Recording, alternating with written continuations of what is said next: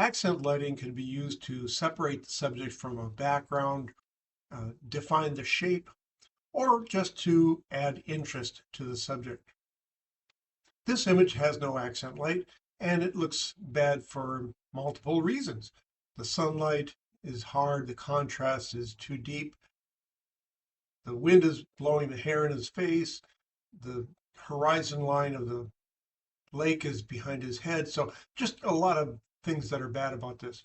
So let's see what we can do to go about improving an image taken in this spot.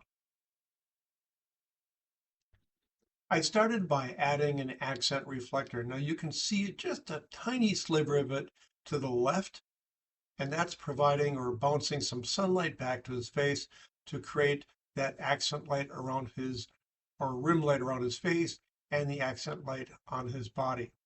And while this is not going to be an award-winning image, I think it's far better than the other one. Having him turn his face toward the camera, we had this, but we still have an issue because he's out in direct sunlight.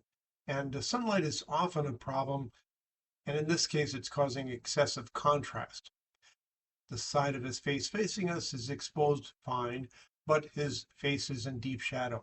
So there are two ways we can fix this. We can either fill in that shadow, or we can reduce the main light enough so that the existing shadow density appears lighter. And the latter solution is what I did here. I reduced the main light intensity by using a scrim. That not only reduces the amount of light hitting the subject, but it also softens the light. So we've got a lot of good things going on here. Now, the other thing I wanted to mention was watch the accent light. Go back through this program and check out the accent lighting intensity. And it's pretty much all the same. Now, when he was being lit by the scrim, I had to either feather it away or use a dimmer side of my reflector so that the accent light wouldn't be too strong. Because remember, I reduced the amount of the main light, so I also had to reduce the amount of the accent light. We want just enough accent light to be there, to look nice, but not be distracting or overexposed.